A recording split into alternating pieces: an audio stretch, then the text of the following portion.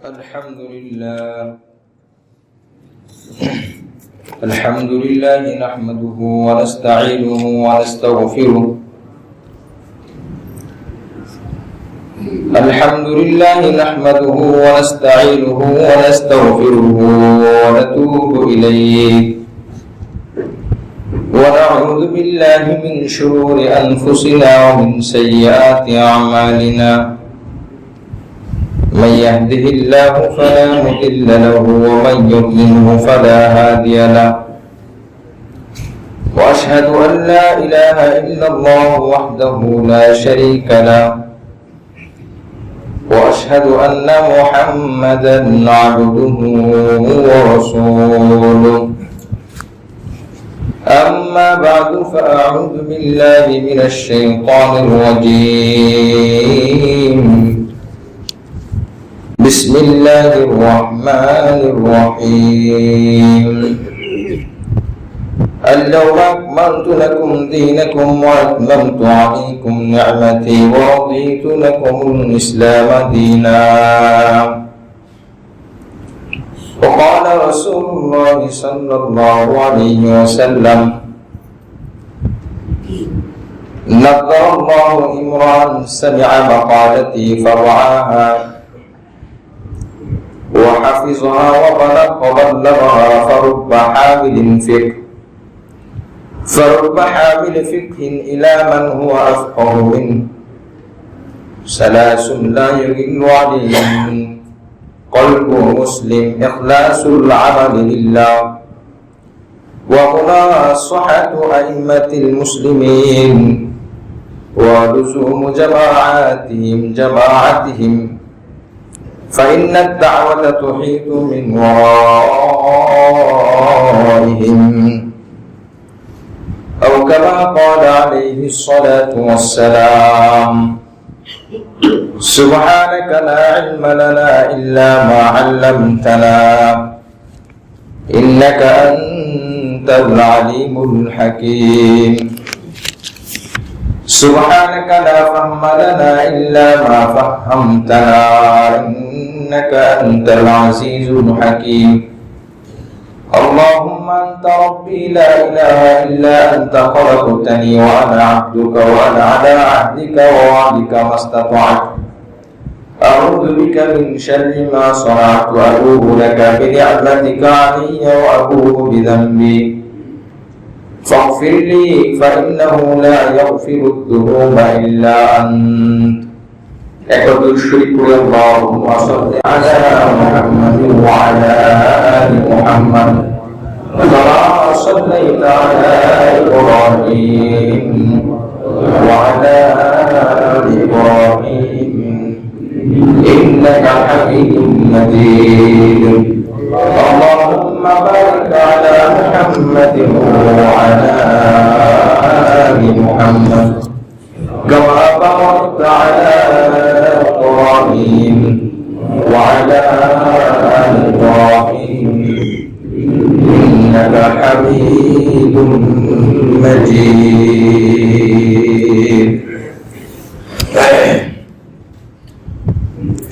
محترم সম্মানিত মুসল্লিয়ান ইকরাম, আজ 1445 হিজরি 28 জিলহজ 1445 হিজরি শেষ জুমা। মহান রব্বুল আলামিন জুমার নামাজ আদায় করার জন্য তৌফিক দান করেছেন, সুস্থতার সহিত আসা বসার কোরআন ও সুন্নাহ থেকে কিছু কথা শোনার সুযোগ করে দিয়েছেন। শুকরিয়া আদায় করি আলহামদুলিল্লাহ।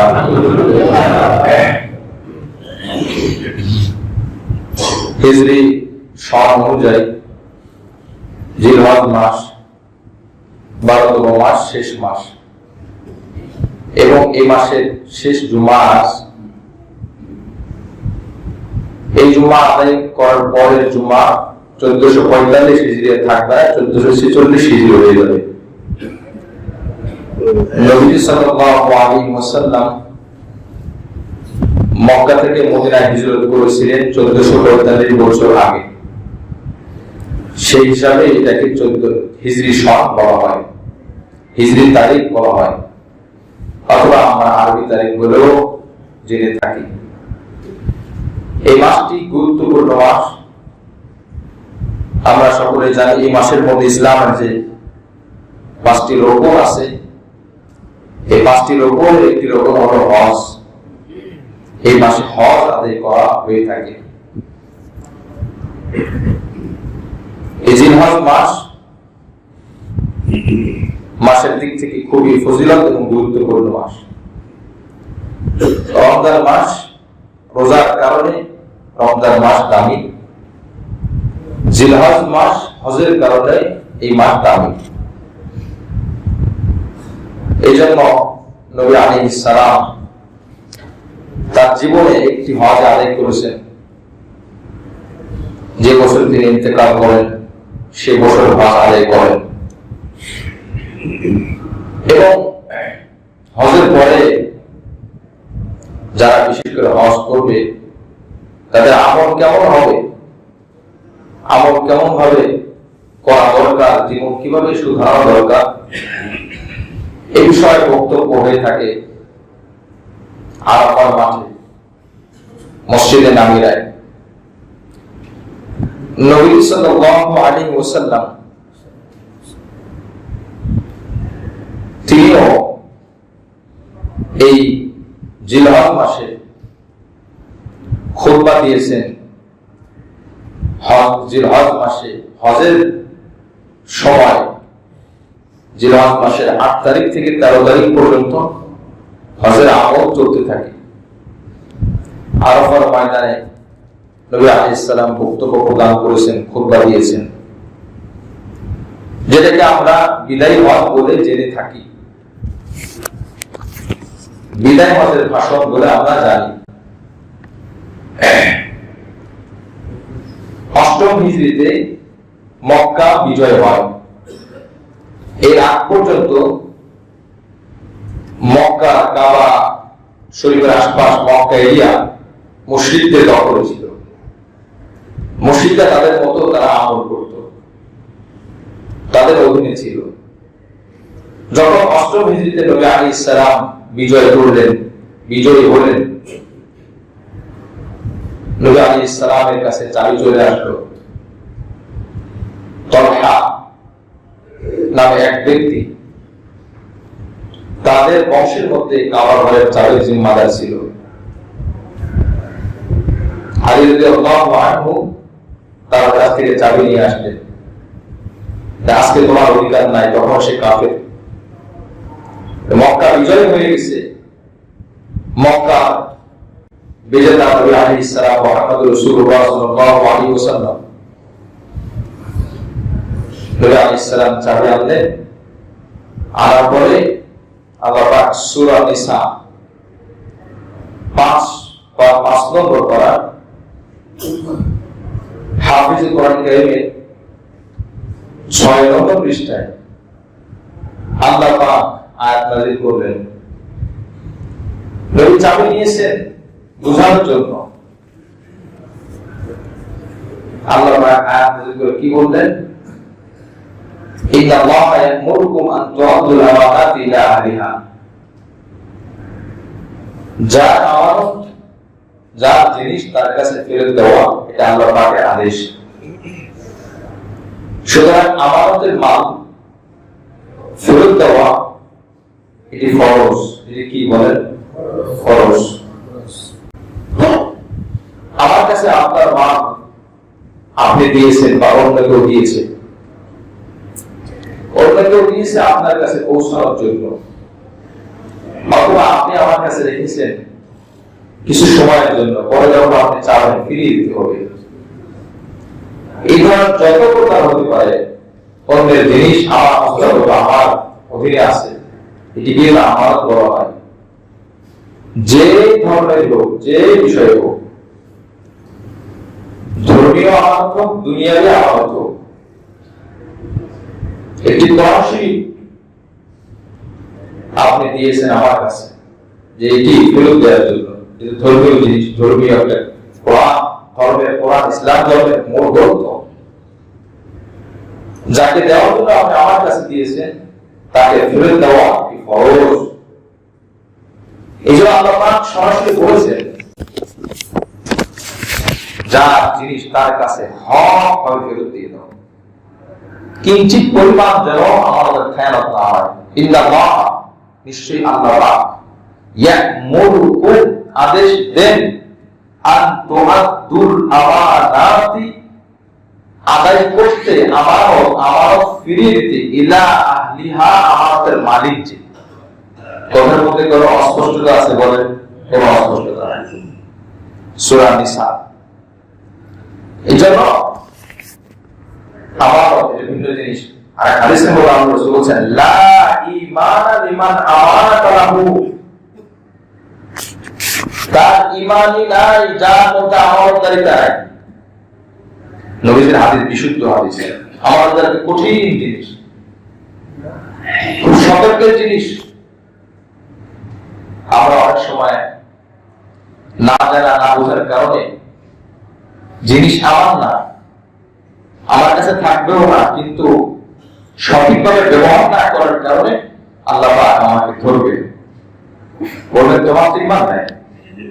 লা ঈমান লিমান লা আমানাতা লাহু, অথচ এটা আমার ছিলই না, ওটা আমি আদায় না করলে আমার কি উপকার হবে, বিষয়টি এমন না। আর আমি আদায় করলে যে আমার ক্ষতি হবে তাও না। এক ব্যক্তি দিয়েছে আর এক ব্যক্তির জন্য, আমি তৃতীয় এক ব্যক্তি, তাহলে আমার কোন দেওয়ার রস হচ্ছে না, রাখাতের উপকার হচ্ছে না। কিন্তু আমি যদি সঠিকভাবে ফিরিয়ে না দিই, আল্লাহ পাক বলেন তুমি আমার আদেশকে লঙ্ঘন করলে। আর আল্লাহ পাকের এই জাহান্নামকে বানিয়েছেন জাহান্নামে যাওয়ার জন্য, সারা জীবনে কোন আদেশ অমান্য করেনি, একটি আদেশ অমান্য করাই যথেষ্ট জাহান্নামে যাওয়ার জন্য। নাউযুবিল্লাহ, একটি আদেশ মাত্র। সে অনেক বড় নামাজি, অনেক বড় দিনদার, আলিশান গালিশা পড়ে যায়, মুক্তাকে নাম করে পড়াতে করে, জিকির করে, দুরশরীফ পাঠ করে, যত কারি হোক, কারণ এটা কি আল্লাহর হক না বান্দার হক? বলেন, আমানত বান্দার হক। নামাজ একটু কমে গেছে, নামাজ ছুটে গেছে, আল্লাহর হক, আল্লাহ ইচ্ছে করে মাফ করে দিবেন। বান্দার হক আল্লাহর কাছে মাফ চাইলেও মাফ হবে না, দুনিয়াতেও মাফ হবে না, কবরেও মাফ হবে না, আখিরাতেও মাফ হবে না। হাসরের ময়দানে কিছু মানুষকে আল্লাহ পাক কত মাফ করে দিবেন মাফ চাওয়ার পরে, আল্লাহ আমি আপনার কাছে মাফ চাই। আল্লাহ পাক বলেন আমার হক যেহেতু, যা আমি তোকে আমার দয়ায় মাফ করে দিলাম। সুবহানাল্লাহ। একজন ব্যক্তিকে আল্লাহ পাক তুমি জাহান্নামে, তোমার যে কাজ আমার হুকুম আমার হক নষ্ট করেছো, যাও তুমি জাহান্নামে চলে যাও। আল্লাহ পাকের এই কথা শোনার সাথে সাথে জাহান্নামের দিকে দৌড় মারবে।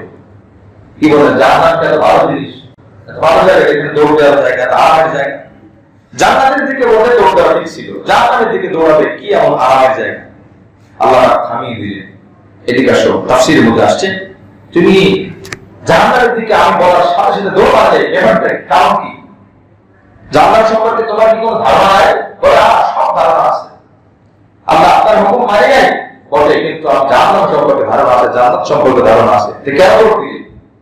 তখন সে আল্লাহ দুনিয়াতে তো আপনার হুকুম আপনার হক আদায় করতে পারি নাই, এই পরকালে হাসরের ময়দানে আপনি যখন বলছেন যা জাহান্নামে যাও, এই আদেশটা মানে যদি আপনি মাফ করে দেন, আল্লাহ পাক বলেন আমি খুশি হয়ে গেলে জান্নাত দিব। যা, এটা ছিল আল্লাহর হক, বান্দার হক না।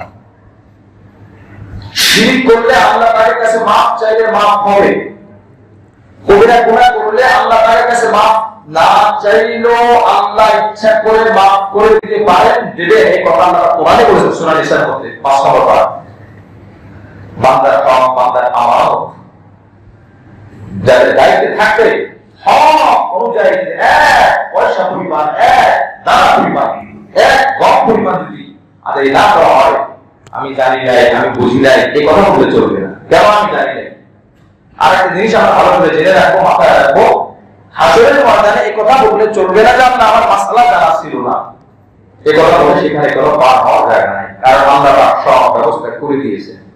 আল্লাহ পাক বলেন নবী পাঠিয়েছি, কোরআন পাঠিয়েছি, সাহাবাদেরকে শিক্ষা দিয়েছি, তাবেঈরা বলেছে, তাবেঈরা বলেছেন যুগের পরিবর্তনে সংখ্যা বেড়েছে, প্রচার মাধ্যম বেড়েছে, কিতাব বেড়েছে, ওয়াজ বেড়েছে, এরপর তোমার কোনো সুযোগ নাই তুমি ডাক্তার দেখাতে পারো নাই, ডাক্তারের অভাব ছিল না, আমি অবহেলা করেছি, তার জন্য আমার রোগের কারণে আমি নিজেই দায়ী। এই জন্য আল্লাহ পাক বলেন ইন্নাল্লাহা ইয়া'মুরুকুম আন তু'আদ্দুল আমানাতি ইলা আহলিহা, আমানত ফিরিয়ে দাও, আদেশ তোমাকে আমি দিচ্ছি, আমি আল্লাহ দিচ্ছি, সরাসরি নবী না। বুখারী শরীফের মধ্যে আসছে আয়াতুল মুনাফিকি সালাসা, মুনাফিকের তিনটি আলামত। বুখারী শরীফ, মুসলিম শরীফ, আবু দাউদ শরীফ, তিরমিজি শরীফ, সব শরীফই পাবেন, কোন শরীফ ছাড়ে নাই আয়াতটি, সব হাদিস সব শরীফে আয়া নাই। আয়াতুল মুনাফিকি সালাসা, মুনাফিকের আলামত তিনটি। ইলা হাদাসা কাযাবা, কথা বললে সে মিথ্যা বলে, কি বলে কথা ঠিক কিনা, যে ব্যক্তি কথা বলে মিথ্যা বলে আল্লাহ রাসূল বলেন সে মুনাফিক। ওয়া ইযা ওয়া'আদা আখলাফা, ওয়াদা করেছে কিন্তু পরবর্তীতে খেলাফ করেছে, ওয়াদা ভঙ্গ করেছে। তিন নম্বর, ওয়া ইযা তুমিনা খানা, আমানতের মাল রাখা হয়েছে, আমানতের মাল নিজে রেখেছে বা অন্যকে দিয়েছে প্রদান করার জন্য, শহীদ করে প্রদান করে নাই, আল্লাহ রাসূল বলেন তুমি মুনাফিক। তার বুখারী হাদিস বলে তুমি মুনাফিক। আর বিশুদ্ধ আরেক হাদিস বলে তোমার ঈমান নাই, লা ঈমান না আমানত, এটা রাসূল বলেছেন। আল্লাহ পাক সরাসরি বলেন যে ইন্নাল্লাহা ইয়া'মুরুকুম আন তু'আদ্দুল আমানাতি ইলা আহলিহা, আমি আল্লাহ আদেশ দিচ্ছি যে আমানতের মালের মালিক যে হক আদায় করে এক পয়সা যারা পরিমাণ ভালো করা পরিমাণ একটা পাওয়া হয়। আর আশ্চর্যের বিষয় মাসআলার মধ্যে আসছে, যদি কেউ আমানত রাখে, একটা আছে আমানত, একটা আছে জামানত। মাসআলা, আমানত যদি রাখে এটা পরিপূর্ণ হক হলো ঠিক যেই টাকাটি আপনার কাছে আমি আমানত দিলাম, না ভেঙে না পরিবর্তন করে ওই টাকাটি দেওয়া, এটাও আমানতের যথার্থতা, এটা আমাদের পরিপূর্ণ হক আদায়। যদিও কোন আলেম বলেছেন হ্যাঁ আমি 10 টাকা রেখেছি, 10 টাকা পরিবর্তন করে 5 টাকার দুটি নোট ফিরিয়ে দিয়েছে, অসুবিধা হবে না, কোনো ক্ষতি হবে না। কিন্তু সর্বোত্তম আমানতের যেই কি বলে পরিশোধ করা বা আমানত হক আদায় করা, সেটা হলো ওই নোটটাই দেওয়া, যদি টাকা হয়। মহাদেশ হাজির 2 টাকার নোট 5টি দিলাম, আমার আদায় হয়ে যাবে। সর্বোত্তম আমানত হলো আমি ওটা খরচ করবো না, আমার কাছে দিয়েছে আমি এটা প্রদান করবো। আল্লাহ পাক আমাদেরকে তৌফিক দান করেন, আমিন। এই জন্য আমানতের কারণে আল্লাহ এটা ধারণা করি, আর আল্লাহ সেখানে বললেন আমি মাফ করবো না। নামাজের ঘাটতি আল্লাহর হক, রোজার ঘাটতি আল্লাহর হক, হজের ঘাটতি আল্লাহর হক, কোরআন তেলাওয়াতের ঘাটতি আল্লাহর হক, জিকিরের ঘাটতি আল্লাহর হক, ইস্তেগফারের ঘাটতি আল্লাহর হক, গুনাহ করেছে মাফ চাইলে আল্লাহর হক। বান্দার হক, আমি আপনার 2 টাকা আমার নষ্ট করলাম, আর আল্লাহর কাছে আমি প্রতিদিন 1000 বার ইস্তেগফার করলাম মৃত্যু পর্যন্ত, 40 বছর যাবত আমি তওবা করেছি, কিন্তু 2 টাকা খেয়ানত করেছি, আল্লাহ পাক মাফ করবে কি বলে আপনাদের ধারণা কি? 40 বছর যাবত প্রত্যেক দিন আমি 1000 বার তওবা করেছি, আল্লাহ আমাকে 2 টাকা আমি খেয়েছি, আমার 2 টাকা দেওয়ার সাধ্য আছে, সুযোগ আছে, আমি দেব না, আল্লাহ আপনার কাছে মাফ চাই, আল্লাহ মাফ করবে? হাদিস করে মাফ করবে না। তাহলে যারা আরো বেশি সেটা না বুঝে জড়িত আছে, কত ভয়ানক বিষয়, কত ভয়ানক বিষয়। সারা জীবন নামাজ পড়ে নাই, নামাজের ঈমান ঠিক ছিল, এমন বহু বান্দা হবে আল্লাহ পাক তাকে মাফ করে দিতে পারে, দিবেন। কত বিশাল বিশাল হুকুম লঙ্ঘন করেছে আল্লাহ পাক আমাদের সকলকে আমানতের যে মাল সঠিকভাবে ব্যবহার করা, সঠিকভাবে পৌঁছানোর তৌফিক দান করেন, আমিন। রাসূল কারীম সাল্লাল্লাহু আলাইহি ওয়াসাল্লাম যে হাদিসটি বলতেছিলাম, সূরা মাইদা থেকে আয়াত তেলাওয়াত করেছি, আর তিরমিজি শরীফের 2658 নম্বর হাদিস তেলাওয়াত করেছি। আল্লাহ পাক রব্বুল আলামিনের হাবিব রাসূল কারীম সাল্লাল্লাহু আলাইহি ওয়াসাল্লাম যখন মক্কা বিজয় ওই চাবির কথা বলতেছিলাম, তোর হাত থেকে চাবি নিয়ে আসছে, আল্লাহ পাক আয়াত নাযিল করে দিয়েছে। তলহার কাছে আল্লাহ রাসূল সাল্লাল্লাহু আলাইহি ওয়াসাল্লাম বলছেন, হে তলহা আসো এদিকে, আল্লাহ পাক আমাকে আদেশ দিয়েছেন, যদিও তুমি কাফের, দেখেন রাসূলের হাতে মক্কা চাবি, এখন রাসূল বিজয় করেছেন, রাসূল বিজয় হয়েছেন দীর্ঘ 21 বছর পরে। অধিকার ছিল চাবি নেওয়া, আল্লাহ পাক বলেছেন না, এই অধিকার তুমি গ্রহণ করো না, যদিও সে কাফের হয়, চাবি তার কাছে ফেরত দিয়ে দাও। সুবহানাল্লাহ। তিনি ডেকে তাদের চাবি দিলেন, আর নবীজি এই দোয়া করলেন যে আমার উম্মত যে অভিশাপ থেকে বাঁচতে চায় সেই জন্য এই বংশের থেকে কখনো চাবি না নেয়, কারণ কোনো জমা নাই এই বংশের থেকে, এই বংশে যারা আসবে এই চাবির মামলার তারাই হবে। সুবহানাল্লাহ। তুমি বদদোয়া করেছেন বংশ, এই ভয়ে কেউ চাবি নিতে চায় না ওই বংশের থেকে। এখন তাকে বহুত আগে এরকম শুনেছিলাম, গৌরব যুগের ব্যক্তি থেকে চাবি নিতে পারে না, ওই ভয় রসুল হাজির করেছেন, রসুল নিজে ফেরত দিয়েছেন। যে অবস্থায় ফেরত দিয়েছেন তখন সে কাফের ছিল। একজন বিধর্মী যদি হয় তার আমানত, আমি চিন্তা করা ও তো এমনি জাহান্নামে যাবো, উনিও জাহান্নামে যাবো, ও আমার কি করবে, আমি ওটা মেরে দিই, না না না, ওর শাস্তিও পাবে। আমি দুনিয়াতে হক নষ্ট করার কারণে দুনিয়ার বিচারে সবাই সমান, হিন্দু বৌদ্ধ সবাই সমান দুনিয়ার বিচারে।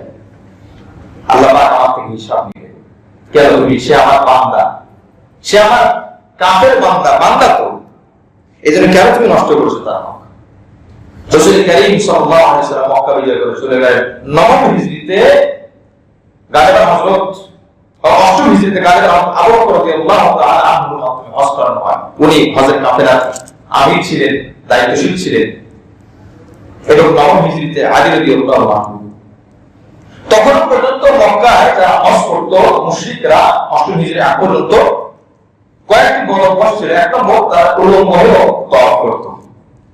তারা বলতো কাবা দামি ঘর, দামি জায়গা, আমাদের কাপড়ে কত আবার, এই কাপড় গায়ে দিয়ে কত গোনা করেছি, কাপড় গায়ে দিয়ে কত অপরাধ করি, এই কাপড় গায়ে দিয়ে কিভাবে তওয়াফ করব, এদের কাপড় খুলে তারা তওয়াফ করত। পরে কাপড় গায়ে দিয়ে যদি অপরাধ করে কাপড় খুলতে হয়, আমার গায়ে চামড়া খুলে তওয়াফ করা উচিত। যে হাত দিয়ে অপরাধ করি হাত কেটে তওয়াফ করা উচিত। নিজের সুযোগ সন্ধানে সুযোগ দেখার মাসলা সেখানে এক নম্বর অপরাধ। কাবাগরের সম্মান রক্ষা করার দোহাই দিয়ে তারা অনুগত করে, বাধ্য করতে যারা হজ করতে আসে দূর দূর থেকে। 2 নম্বর, মুশরিকরাও তওয়াফ করত। 3 নম্বর, তারা খাদ্যের ব্যাপারে একটা নোটিশ টানিয়ে দিয়েছিল যে হজ চলাকালীন সময় এই খাবার খাওয়া যাবে না, পনির খাওয়া যাবে না, দুধ খাওয়া যাবে না, গোশত খাওয়া যাবে না, একদম সাধারণ যে খাবার না খাইলে নয়, খুব অনুন্নত সাধারণ খাবার খেতে হবে। এটা হজের সাথে কোনো মাসলার কোনো বিষয় না। আবার 4 নম্বর, তাদের একটা বড় বিভ্রান্ত ছিল যে হজের সময়টা পরিবর্তন করবেন। এবছর মনে চাইছে যে হজের মাস জিলহজ না, এই জিলহজ মাস এক মাস পিছিয়ে গিয়েছে, অর্থাৎ আগের মাস তো মুহররম মাস, ওই মুহররম মাসটা হলো জিলহজ আমরা ঘোষণা করলাম। এবছর যারা হজ করতে আসবে তারা মুহররম মাস, অর্থাৎ জিলহজ মাসটাই হলো 1 মাস পরে হবে, আর চলমান মাস হলো মুহররম মাস। কত বড় গুমরাহি, কত বড় পাগলামি আর বোকামি। নবী সাল্লাল্লাহু আলাইহি ওয়াসাল্লাম আলী রাদিয়াল্লাহু আনহু আবু বকর রাদিয়াল্লাহু আনহুর মাধ্যমে ঘোষণা করে দিলেন। 1 নম্বর কথা, আমি নবী বলে দিলাম, হ্যাঁ আবু বকর বলে দিও, এই 8 হিজরির পরে এই মক্কা, এই কাবার আশেপাশে কাবা করে কোন মুশরিক তওয়াফ করতে পারবে না, ঈমানদার হয়ে তওয়াফ করতে হবে কাবা করে ইজ্জত রক্ষা করার জন্য। 2 নম্বর, আমি নবী আদেশ দিলাম, উলঙ্গ হয়ে কাপড়হীন অবস্থায়, পোশাকহীন অবস্থায় এই কাবা তওয়াফ করা চলবে না, এটাও বন্ধ হয়ে গেল। 3 নম্বর, মাসের নিজের মন বলা পরিবর্তন এটা চলবে না, যেটা যে মাস আল্লাহ পাক 12 মাস নির্ধারণ করেছেন, এই 12 মাস ঠিক থাকবে। হজের মাস হজের মাসে হবে, হজের মাস মুহররম মাসে চলে যাবে না। 4 নম্বর, আল্লাহ পাক সূরাতুল আরাফের মধ্যে বলেছেন, খুযু যিনাতাকুম ইনদা কুল্লি মসজিদ, তোমরা সুন্দর পোশাক পরে আল্লাহর ভয়ে আসো। কখনো অস্ত্র ওয়া তুসরিফু, আর তোমরা যে খাবার ইচ্ছা তোমরা খেতে পারো, যে খাবার ইচ্ছা তোমরা খেতে পারো, এটা কোনো বাধা নাই। নবী আলাইহিস সালাম বলেন, যে কোনো খাবার আমাদের সবাই খেতে পারে। জাহেলী যুগের এই মানুষরা যে বাধ্যবাধকতা দিয়েছে যে ডিম খাওয়া যাবে না, গোশত খাওয়া যাবে না, পনির খাওয়া যাবে না, কোনো মাংসম্মত খাবার, উন্নত খাবার খাওয়া যাবে না, সাধারণ খাবার খেতে হবে, এটা একটা বিভ্রান্তিমূলক কথা। এটা হজের সাথে কোনো সম্পর্কিত বিষয় না, এটা অভিহিত করে দেওয়া। এইভাবে নবী আলাইহিস সালাম কোন প্রধান যা আছে সবগুলো অভিহিত করলেন। খারাপ আকীদা যেগুলো এগুলো সব রহিত করলেন, খণ্ডন করলেন, বাদ দিয়ে দিলেন। নবী আলাইহিস সালামের আদেশ মানতে সবাই বাধ্য। রাসূল করিম সাল্লাল্লাহু আলাইহি সাল্লাম 10ম হিজরিতে, 8ম হিজরি এবং 9ম হিজরিতে 2 বছরে আলী রাদিয়াল্লাহু আনহু এবং আবু বকর রাদিয়াল্লাহু আনহু দুজন গিয়েছেন। 10ম হিজরিতে নবীজি যান।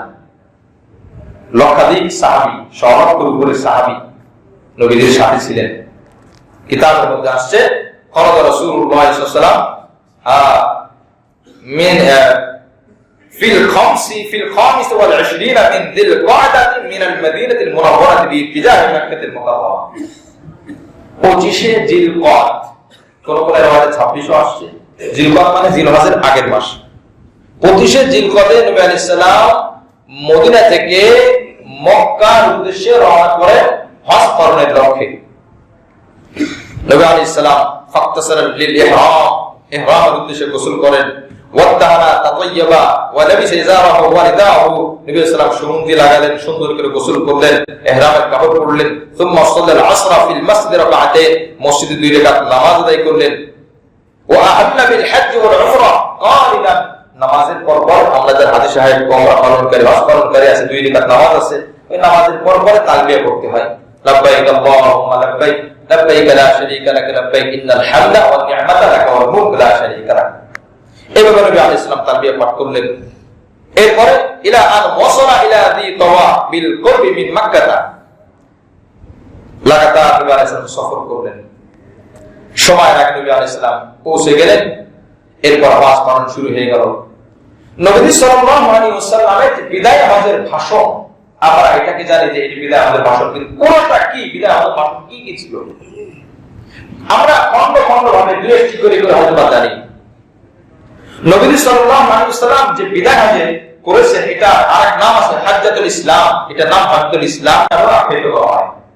আমরা বলি বিদায় হজ, শেষ হজ, কিন্তু এর আরেক নাম হাজ্জাতুল ইসলাম আছে, আরেক নাম হাজ্জাতুল ইলা, আরেক নাম হাজ্জাতুল আযান, আরেক নাম আছে। যাই হোক, আরাফার ময়দানে নবী আলাইহিস সালাম প্রধানত 2টি খুতবা দেন, একটা মসজিদে নামিরাতে আর একটা মসজিদে আপনার জাবাল রাহমাত, এই পাহাড়ে গায়ে রাহমাত, জাবালের নূর যেটাকে বলা হয়, এখানে খুতবা দেন। আবার কোন কোন রাওয়াত আছে মিনাতে নবী আলাইহিস সালাম সংক্ষিপ্ত কিছু খুতবা দিয়েছেন। মিনার ময়দান 8 তারিখ হাজী সাহেবরা মিনায় থাকে। যাই হোক, মূল যে খুতবা রাসূল করিম সাল্লাল্লাহু আলাইহি ওয়াসাল্লাম আলকাহা রাসূল সাল্লাল্লাহু আলাইহি ওয়াসাল্লাম ফি হাজ্জাতিল ওয়াদা ইয়াওম আরাফা মিন জাবাল রাহমা, আরাফার মাঠে জাবাল রাহমাতের উপরে নবী আলাইহিস সালাম খুতবা দিয়েছেন। নবী আলাইহিস সালাম বক্তব্য প্রদান করেছেন। এই খুতবা কে বলা হয় খুতবাতুন নবী সাল্লাল্লাহু আলাইহি ওয়াসাল্লাম ফি হাজ্জাতিল ওয়াদা। এই পুরো খুতবা আমাদের সকলের শুনতে মনে চায় কি চায় না বলেন? আগ্রহ। মুআজ্জিজ হাজরিন, নবী আলাইহিস সালাম কিভাবে খুতবা দিয়েছেন? আমি যখন এই খুতবা শুনবো, এই আলোচনা শুনবো, আমি কল্পনার জগতে সে আরাফায় চলে যেতে হবে। যারা চিনি আরাফার মাঠ, চিত্রগুলা মাথার মধ্যে ঘোরাবো, কেমন যেন আমি সেখানে বসে আছি, কেমন যেন নবী আলাইহিস সালামের সাহাবীদের মাঝে আমি একজন ঘোড়াগার আছি, আর নবী আলাইহিস সালাম সে জাবাল রাহমাত, সে পাহাড়ের উপর বসে দাঁড়িয়ে খুতবা দিচ্ছেন। নবী আলাইহিস সালাম পাহাড়ের উপরে দাঁড়িয়ে যখন খুতবা দেন, ওই সময় একটি আয়াত নাযিল হয়। এই আয়াতটি আমি আজকে খুতবার মধ্যে পাঠ করেছি, সূরা মায়দা। আল-ইয়াওমা আকমালতু লাকুম দীনাকুম ওয়া আতমামতু আলাইকুম নি'মাতি ওয়া রাদিতু লাকুমুল ইসলাম দীনা। আমি আল্লাহ পাক আল-ইয়াওমা আকমালতু লাকুম, তোমাদের জন্য তোমাদের ধর্মকে পরিপূর্ণ করে দিলাম। সুবহানাল্লাহ। এই জিলহজ মাসের পরের মাস মুহররম, তারপর সফর, তারপর রবিউল আউয়াল। হজের পর নবী আলাইহিস সালাম 3 মাস দুনিয়াতে জীবিত ছিলেন। 12ই রবিউল আউয়ালে নবী আলাইহিস সালামের ইন্তেকাল হয়, দুনিয়া থেকে বিদায় হয়। হজ জিলহজ মাস, এরপরে মুহররম, তারপরে সফর, তারপরে রবিউল আউয়াল। তৃতীয়তম মাসের নাম রবিউল আউয়াল। মার্চ যেভাবে তৃতীয়তম মাস, রবিউল আউয়াল আরবি বা হিজরি সনের তৃতীয়তম মাস। আর 12তম মাস হলো হজের মাস। নবী আলাইহিস সালাম সুন্দর খুতবা প্রদান করেন। এই খুতবাটা আখেরি খুতবা বলা হয়। নবীজির সম্মিলিতভাবে এত মানুষের সামনে এটাই নবীজির শেষ খুতবা ছিল। বাবা যখন অসুস্থ অবস্থায় সন্তানকে ওসিয়ত করে, যখন সন্তান বাবা মার বাধ্য সন্তান হয়, সমস্ত ওসিয়াত উপদেশ মনে না থাকলেও মনে না রাখলেও মৃত্যু সজ্জায় অসুস্থ অবস্থায় যেই খুতবাগুলো, যে ওসিয়াতটা করে ওটা কিন্তু মনে রাখি। নবী আলাইহিস সালাম সেরকম একটি খুতবা দিয়েছেন। নবী আলাইহিস সালাম সেই খুতবা কিভাবে শুনতে হবে সেটাও হাদিসের মধ্যে আসছে, শুনলে কি ফায়দা হবে এটাও হাদিসের মধ্যে আসছে। তিরমিজি শরীফের 2656 নম্বর হাদিস, 58 নম্বর হাদিস, তিরমিজি শরীফের 2658 নম্বর হাদিস, 2658 নম্বর হাদিস। আল্লাহ রাসূল বলেন, হযরত আব্দুল্লাহ ইবনে মাসউদ থেকে বর্ণিত, قال النبي صلى الله عليه وسلم نضر الله امرا سمع مقالتي فوعاها وحفظها وبلغها رحم الله من سمع مقالتي فوعاها। আল্লাহ রাসূল বলেন, আমি আজকে যে খুতবা দিব, এই খুতবা যে মনোযোগ সহকারে শুনবে, ধ্যান খেয়ালের সাথে শুনবে এবং এই খুতবাটা যে পৌঁছে দিবে, আল্লাহ পাক তার উপরে দয়া করবেন। সুবহানাল্লাহ। রাহিমাল্লাহু মান সামিআ মাকালাতি, আল্লাহ পাক দয়া করুন ওই ব্যক্তির উপরে যে ব্যক্তি আমার আজকের খুতবা শুনবে, ওয়া ওয়াআহা ওয়া হাফিযুহা ওয়া বাল্লাগাহা, এটাকে ধারণ করবে, আত্মস্থ করবে, মুখস্থ করবে এবং অপরের কাছে পৌঁছে দিবে। সুবহানাল্লাহ। সাহাবারা কাজটি করেছেন, কি করেছেন বলেন? সাহাবারা যদি না শুনতেন ধ্যান খেয়ালের সাথে, আর 1445 হিজরি আমাদের বাংলাদেশে আপনার এলাকায় এই হাদিসটি আসতো না। মুখস্থ করেছিলেন, লেখাপড়ার তো যুগ ছিল না। এই জন্য নবী আলাইহিস সালাম বলেছেন মুখস্থের জন্য আগে শোনা জরুরি।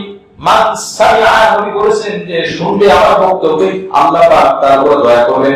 বক্তব্য শোনার পর যদি মনে রাখতে পারে, মনে মুখস্থ করতে পারে, আল্লাহ পাক তার উপর দয়া করবেন, তার জীবনটাকে সুন্দর করে দিবেন। নবী আলাইহিস সালামের বক্তব্য, নবী আলাইহিস সালাম বক্তব্য প্রদান করলেন, দাঁড়িয়ে গেলেন, সেই জামাল রাহমাতের উপরে কি বললেন? আলহামদুলিল্লাহ, সমস্ত প্রশংসা আল্লাহ পাকের জন্য। নবীজির ভাষণ, যদি এই ভাষণ আমি দিচ্ছি, আমি অপরাধী গুনাহগার আমি দিচ্ছি, আমরা যারা নিচে আছি তারা শুনতেছি, কিন্তু এই ভাষণটা এটা আমার না, এই ভাষণটা জনাবে মুহাম্মদুর রাসূলুল্লাহ সাল্লাল্লাহু আলাইহি ওয়াসাল্লাম হজের মাসে নবীজি দিয়েছেন। আর এটাই সে হজের মাস চলমান। গত বছর আমি ইচ্ছা করেছিলাম দেওয়ার জন্য, কিন্তু যে কোনো কারণে অন্য বিষয়ে ঢুকে গিয়েছে, এই জন্য আর সেদিকে আগাইতে পারিনি। নবী আলাইহিস সালামের খুতবা, নবী আলাইহিস সালামের জীবনের সর্বশেষ বক্তব্য, যেটা ব্যাপক সংখ্যাগরিষ্ঠ মানুষের সামনে, সাহাবাদের সামনে দিয়েছেন, এই খুতবাটা নবী প্রদান করেছেন। এখন প্রশ্ন হলো যে এত মানুষের মধ্যে নবী আলাইহিস সালাম খুতবা দিলেন, তারা শুনলো কিভাবে? তখন তো মাইকটাই কিছুই ছিল না। এটা আমরা মেনে নিই, যেহেতু নবী দিয়েছেন, সাহাবারা শুনেছেন, তবে এটার উত্তর আছে। তখনকার সময় মানুষের আওয়াজ অনেক বেশি ছিল। আপনারা যারা মুরব্বীরা আছেন, বিশেষ করে মুরব্বী 60-70-80, তারা ভালো বলতে পারেন। গ্রামগঞ্জে এক পাড়া থেকে আরেক পাড়া করে অর্ধ কিলোমিটার দূর হয়ে ট্রাক দিলে মানুষ শুনতে পেত, অর্ধ কিলোমিটার। এখন তো এখান থেকে মাইক ছাড়া যদি বলা হয়, এই সপ্তম কাতারও শোনা যাবে না ভালোভাবে। আর সেটা খোলাম জায়গা, আবদ্ধ জায়গা না। তবে সাহাবীদের জীবনের ব্যাপারে বিশুদ্ধতম একটি গ্রন্থ আছে, কয়েক খণ্ডে, সাহাবা। এই কিতাবের মধ্যে আসছে নবীজির চাচা আব্বাস রাদিয়াল্লাহু তাআলা আনহু, তার আওয়াজ এত ছিল, সে যদি কোন জায়গায় চিৎকার করে আওয়াজ দিত 11 কিলোমিটার দূরে পৌঁছে গেছে। সুবহানাল্লাহ। এখন আমাদের দেশের প্রেক্ষাপটে এই ঢাকার হিসাবে আমরা হিসাব করে আমাদের মাথায় ধরবে না। যারা গ্রামে ছিলেন তারা তো বলতে পারবেন যে 30-40 বছর আগে দূর থেকে 1 কিলোমিটার দূরে মুয়াজ্জিন আযান দিতে জোরে 1 কিলোমিটার দূরে এই আওয়াজ শোনা দিতে তারা বলেন 1 কিলোমিটার শোনা যায়। 1 কিলোমিটার মধ্যে অবশ্যই 1 লক্ষ মানুষের তো ধরা সম্ভব। 1 কিলোমিটার আমরা বুঝি না যথেষ্ট। নবী আলাইহিস সালামের সর্ব সাহাবীর মধ্যে বক্তব্য দিয়েছেন। তো আব্বাস নবীর চাচা 11 কিলোমিটার যদি যায়, হাদিসে আমাদের 2 কিলোমিটার হলেও তো হবে। যাই হোক, নবী আলাইহিস সালাম বক্তব্য দিয়েছেন, সাহাবায়ে কেরাম মুখস্থ করে শুনেছেন, আলহামদুলিল্লাহ নাহমাদুহু ওয়া নাস্তাঈনুহু। নবীর বক্তব্য, নবীর কথা, এটা আমাদের বলার সেই সাহস নাই। আমি একজন গুনাহগার, আমি গুনাহ, আমার কান গুনাহ করে, আমার জবান গুনাহ করে, আমার চোখ গুনাহ করে, কিন্তু নবীর হাদিস ভালোবাসায়, গুনাহ মাফের আশায় শুনতে হবে, শোনাইতে হবে, শিখতে হবে, শিখাইতে হবে। এই ধারাবাহিকতা যদি নষ্ট হয়ে যাবে, সেদিন আল্লাহ পাকের কোরআন বিলীন হয়ে যাবে, আল্লাহ রাসূলের হাদিস বিলীন হয়ে যাবে। এই জন্য নবী যে কোনো কথা যখনই বলতেন তখন বারবার বলতেন, এটা পৌঁছায় দাও, পৌঁছায় দাও, পৌঁছে দাও। নবী আলাইহিস সালাম বলেন, আলহামদুলিল্লাহ নাহমাদুহু ওয়া নাস্তাঈনুহু। দেখেন না, গুরুত্বপূর্ণ বিষয়, নবীদের বক্তব্য আগে কিন্তু বিসমিল্লাহ নাই, বিসমিল্লাহ আছে। আমরা জানি সকল কাজ শুরু করার আগে বিসমিল্লাহ বলতে হয়, কিন্তু নবীদের বক্তব্য আগে বিসমিল্লাহ। এইজন্য খতিব সাহেবরা খুতবায় বসে দেখেন বিসমিল্লাহ বলে না, এটা একটা সুন্নাত। বিসমিল্লাহ বলা সপ্তাহের শুরুতে সুন্নাত, কিন্তু যেখানে নবী বলেন না সেখানে বলা সুন্নাত নাকি না বলা সুন্নাত? বলেন না বলা সুন্নাত। মাসআলা বলতে হয় আযানের সময় আশহাদু আন্না মুহাম্মাদুর রাসূলুল্লাহ, আশহাদু আন্না মুহাম্মাদুর রাসূলুল্লাহ, এই আযানের জবাব নবীজি দিয়েছেন কিনা? নবীজি দেওয়ার ব্যাপারে উৎসাহিত করেছেন এবং এই কথা বলেছেন যে আযানের জবাব দিবে, জবাবের পরে দুরূদ শরীফ পড়বে, দোয়া করবে, আমার সুপারিশ তার জন্য ওয়াজিব হয়ে যাবে। সুবহানাল্লাহ।